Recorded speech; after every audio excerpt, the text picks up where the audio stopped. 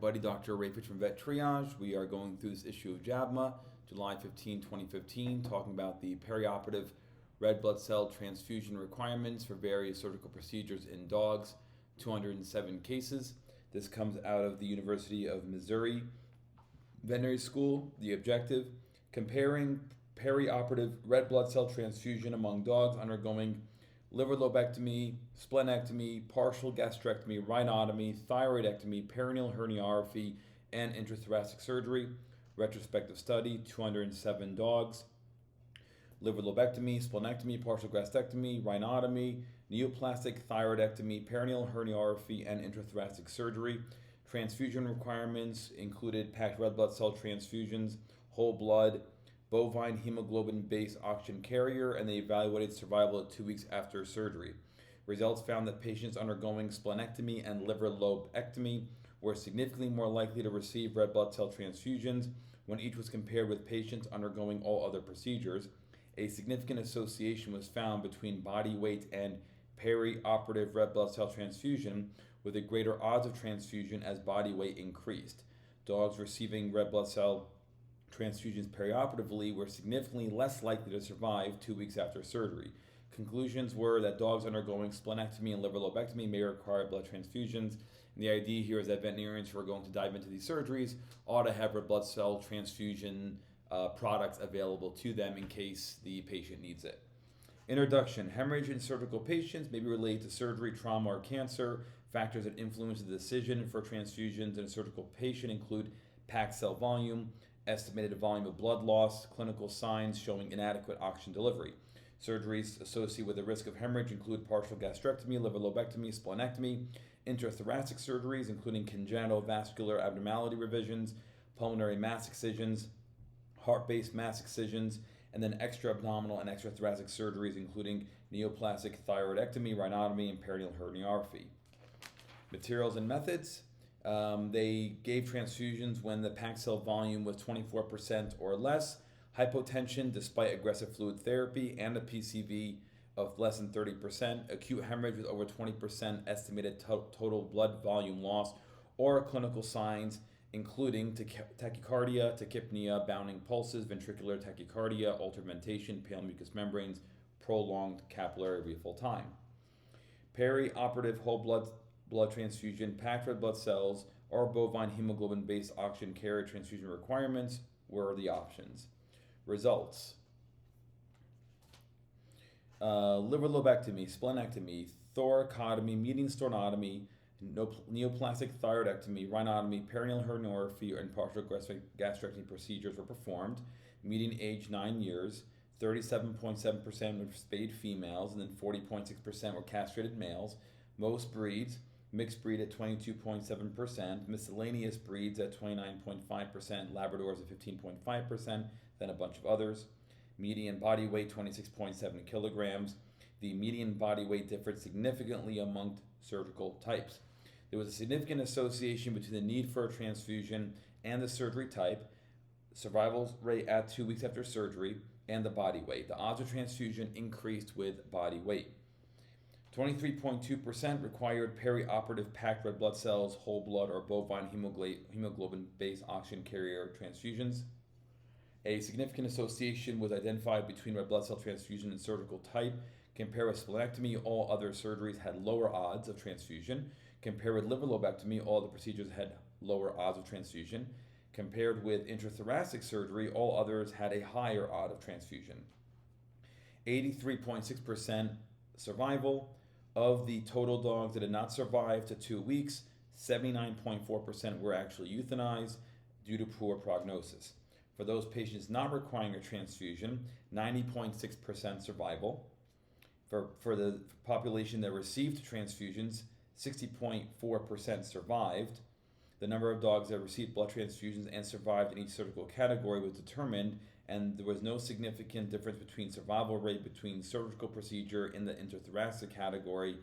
Regardless of transfusion, the intrathoracic procedures were not categorized further for logistic regression. There was no significant association found between survival at 2 weeks after surgery and the sex, breed, age, and body weight. There was a negative association between survival and transfusion, with dogs that had a transfusion having lower odds of survival 2 weeks after surgery.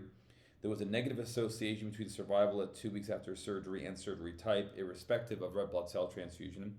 Compared with splenectomy, all other procedures had lower odds of dogs surviving at 2 weeks after surgery. Compared with partial gastrectomy, all the procedures had a higher odds of survival. Similarly, compared with thoracotomy, all the procedures had a higher odds of surviving 2 weeks after surgery. Discussion. Dogs undergoing splenectomy and those undergoing liver lobectomy had a greater odds of needing transfusions. One possible explanation is that most common reason for surgical removal of these organs is cancer, but also there's an increased blood supply to the cancer. There is decreased ability to view important structures. Some tumors are friable and bleed easily. Also, they have hemorrhagic peritoneal effusion. So all those reasons and more are going to be why these animals are more likely to need transfusions. A partial gastrectomy is most often needed during gastric dilatation and volvulus and does result in mucosal and serosal hemorrhage. Preoperative, intraoperative, or postoperative period, no significant differences were identified in the proportions of dogs receiving transfusions within those periods. Acute blood loss secondary to surgical disease, such as trauma or neoplasia is also considered. Heart-based mass excision with another undergoing vascular ring anomaly repair. These procedures are considered a greater risk for severe hemorrhage. Body weight was another variable found to be significantly associated with increased odds of perioperative red blood cell transfusion. Obesity is a risk factor for increased surgical difficulty because excessive adipose tissue impedes the ability to view the surgical site and contributes to slippage of ligatures. 61.2% of all dogs that underwent perioperative red blood cell transfusions survived.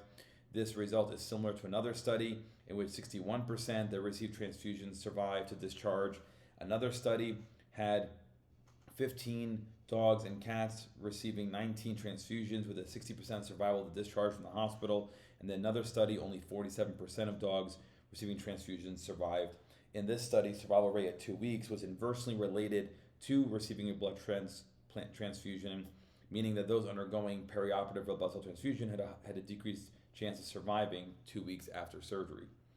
Including the underlying disease, concurrent illnesses, patient physical status, and the American Society of Anesthesiologists scale are all reasons for needing a transfusion and why the prognosis may be worse.